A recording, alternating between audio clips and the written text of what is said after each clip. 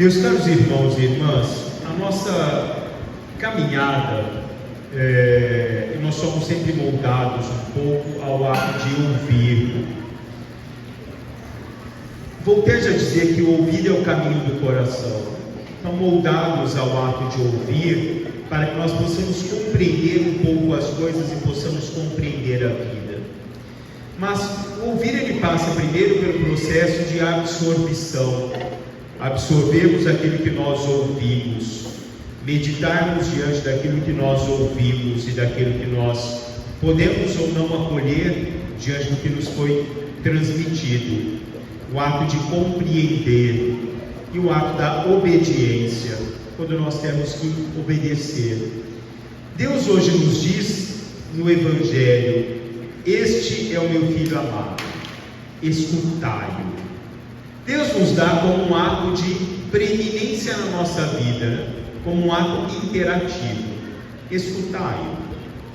Escutar a Deus, escutar aquilo que Jesus Cristo vai nos transmitindo no transcorrer da nossa vida, nos dá o sentido do que é essencial e primordial para cada um de nós. Francisco Quevedo, escritor, ele dizia assim: mais verdade diz a fé do que os olhos. E a nossa fé nos leva muito mais adiante do que os nossos olhos podem jamais imaginar.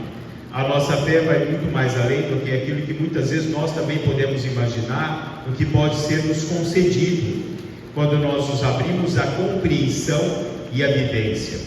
Clarice Lispector escrevia assim: pouco sei que não dá para compreender a vida, então a explicação está no que eu desconheço, e que tenho a esperança de um dia poder conhecer para saber um pouco mais. A vida nós não a conhecemos na plenitude, nós conhecemos apenas o pequeno que nós podemos viver no nosso dia a dia. Compreender ou buscar compreender os mistérios de Deus está muito distante de nós, mas nós podemos vivenciá-lo, nós podemos adentrá-lo, nós podemos tentar compreender um pouco daquilo que Deus vai nos demonstrando no nosso dia a dia. Isso passa essencialmente pelo nosso conceito da obediência a Deus. Não basta apenas ouvirmos a Deus, mas obedecer o que Deus tem a dizer a cada um de nós. Mas nós podemos questionar Deus, nós podemos colocar a Deus, mas de que forma isso se faz? Porque eu tenho que viver segundo a sua palavra, segundo a vossa vontade, segundo aquilo que nos colocais no transcorrer da nossa vida, através da sua presença. Porque Ele é Deus, Ele é o nosso Deus, o Deus que nos resgata, o Deus que nos mostra efetivamente que nós temos que reconhecer a nossa miséria e a nossa pequenez diante do grande mistério de Deus, e diante dessa grande bondade do amor que Deus tem por cada um de nós, que a nossa própria razão, concepção humana, não pode lá chegar. Papa São João Paulo II dizia: razão e fé caminham juntos, mas a fé vai mais adiante. O que a razão não pode explicar, eu somente posso ter a luz através da minha fé, através da minha concepção. E qual é a minha obediência diante da palavra de Deus, diante do que Deus pode nos colocar no dia a dia da nossa vida? Essa compreensão no dia a dia da nossa vida. César Lamarck diz assim: se nós não procurarmos pensar nas coisas pequenas, jamais conseguiremos chegar às grandes coisas. E nós vamos compreendendo as ações de Deus quando nós olhamos nas pequenas coisas da nossa vida, em que essa ação de Deus se realizou. E que a ação de Deus se realiza, e muitas vezes nós não temos a nossa capacidade, sobre o nosso olhar e a nossa pequenez humana, de compreendermos que a ação não é nossa, mas a ação que se realiza é uma ação própria de Deus. Hoje, na primeira leitura, Deus pede a Abraão: dê o teu filho Isaque em sacrifício. Isaque esperou muito pelo filho dele. Era talvez o sonho de Abraão ter um filho na descendência dele. E Deus não havia dado a Abraão um filho. Na velhice, Sara concede ao seu filho, lhe dá Isaque. Só que Deus agora, na juventude de Isaque, na adolescência dele, Deus pede Isaque em sacrifício. Dá-me o teu filho. Porque Deus nos pede coisas. Abraão poderia ter questionado Deus, né? Mas por que comigo, que tanto esperei? Por que comigo, que sempre fui fiel a vós? Por que comigo, que sempre te ouvi, sempre mostrei o meu amor por ti? Por que comigo me pede a coisa mais preciosa que eu tenho na minha vida? Mas a gente não escuta Abraão questionar Deus. Em nenhum momento Abraão questiona Deus. Lá fala que ele chegou ao lugar indicado por Deus, edificou um altar, colocou a lenha, amarrou o filho, pôs sobre a lenha e estendeu a mão para o sacrifício do filho. Isso chama-se obediência. Mas acima da obediência isso chama amor. São Paulo nos diz na segunda leitura de hoje: Deus não poupou seu próprio filho, mas o entregou por todos nós. Mas ele poupou o filho de Abraão. E quando Abraão estende a mão para o sacrifício de filho, o anjo aparece: não precisa de mais nada. Tu mostrou o teu amor e a tua fé. Nós muitas vezes na nossa vida, nós temos dificuldade de obedecer a Deus, até de demonstrarmos a nossa fé por Deus. Se Deus te pedisse teu filho, você daria teu filho em sacrifício?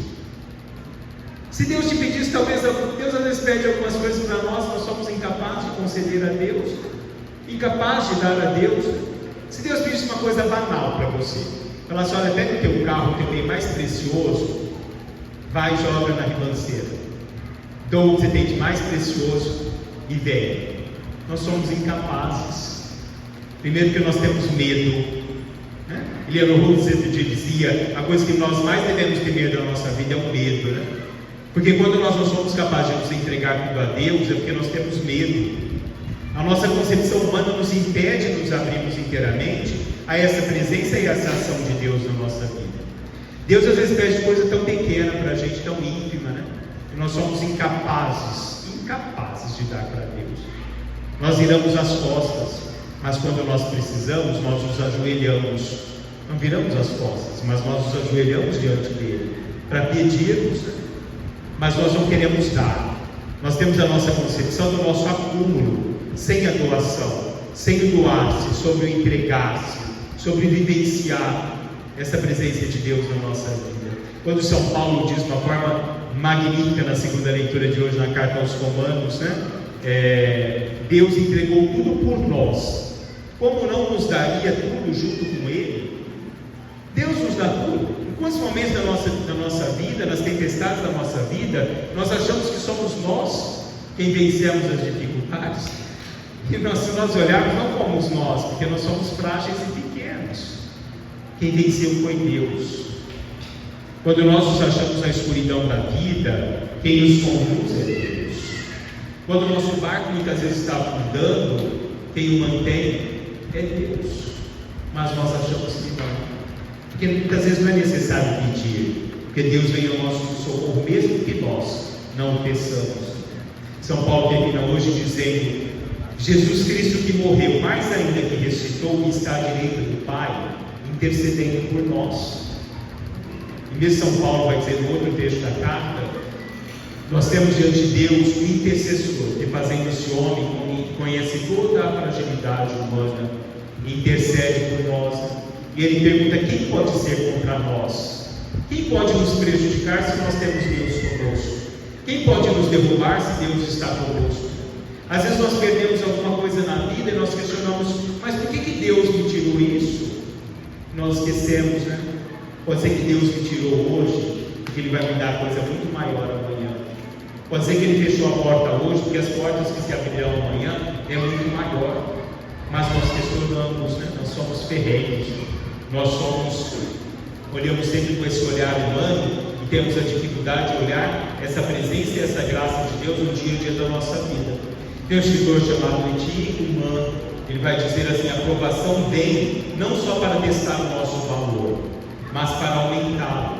O carvalho não é apenas testado, mas enrijecido com a tempestade. Ele fica melhor com a tempestade. Deus prova o homem como prova o ouro no fogo. Muitas vezes nós cedemos, nós caímos, nós somos incapazes de nos mostrar esse fortalecimento de Deus que existe em cada um de nós, esse fortalecimento da graça de Deus que existe em cada um de nós. Muitas vezes nós não compreendemos as coisas, porque nós não queremos nos entregar na totalidade à presença de Deus. Hoje, no ato da transfiguração, ele mostra que Ele é a nova lei, Ele é o novo sacerdote, ele é o novo momento da humanidade que é presente em Jesus Cristo. Eles questionavam o que é ressuscitar dos mortos. O que significa isso? Porque nós temos a nossa dificuldade de compreender as coisas de Deus. Padre Oliveira dizia assim: o avarento tem dificuldade de reconhecer o liberal, chama o liberal de prodígio, o covarde, temerário, o valente, o distraído, o hipócrita, o modesto, e cada um condena o que não tem, por lhe condenar o que lhe falta. Muitas vezes nós podemos condenar aquilo que é do nosso irmão, o fortalecimento do nosso irmão, porque nos falta algo importante na nossa vida, que chama-se fé. Como nós somos homens sem fé, como nós temos a nossa dificuldade. Pedro, diante da tempestade no barco, grita para Jesus: nós estamos aqui perecendo e tu não te importas conosco? Jesus fala: homem sem fé, diante da tempestade, você não é capaz de acreditar em Deus? Você não é capaz de acreditar nas mãos de Deus e na graça de Deus? Você não é capaz de olhar o Deus que está diante de ti e o Deus, sobretudo, que está em ti? Porque sobre tudo que você pensa somente é sobre a sua concepção humana, sobre os seus parâmetros humanos da vida. Se Deus é por nós, quem será contra nós? São Paulo diz: combati a coroa da vitória, sou merecedor dessa vitória. Mas ele diz lá atrás: não sou eu quem vivo, é Cristo quem vive em mim. Quando nós acreditamos plenamente que Deus age, que Deus é presença na nossa vida, nós conseguimos compreender as coisas, compreender esse amor e a gratuidade dessa presença de Deus. Só terminando, vou contar uma história que uma vez aconteceu comigo. Eu era parte de uma comunidade muito simples, uma cidade aqui perto. Era uma comunidade muito pobre e a gente dependia muito das peças para a sobrevivência da paróquia. E teve uma quermesse, eu nunca me esqueci dessa quermesse. E tudo era com muito sacrifício, até ganhar as coisas para a quermesse era com sacrifício. E no dia da quermesse veio uma chuva tão grande, que acabou com tudo, até bolo desmanchou para a chuva, para vocês terem ideia. Sobrou nada, sobrou pouca coisa. E eu estava entrando para celebrar uma missa, né? E eu já quase embargado para chorar, eu questionei Deus, né? Mas por que o Senhor faz isso comigo, né? Eu precisando tanto disso, o Senhor faz isso comigo. Uma tempestade no momento desse, tanta hora, o Senhor mandar chuva, o Senhor mandou agora. Conversei com algumas pessoas que me nublaram. Quando eu entrei e subi no altar, abriu no céu uma lua tão grande, mas tão grande no céu. Eu compreendi, né? Eu compreendi. Não era aquele momento, era um momento na graça dele. Ele me mostrou mais adiante, era aquele momento que ele agiu, aquele momento da graça dele. Nós nunca devemos questionar, nós devemos aceitar. Deus se mostra quando nós deixamos com que Deus possa se mostrar para cada um de nós. Louvado seja nosso Senhor Jesus Cristo.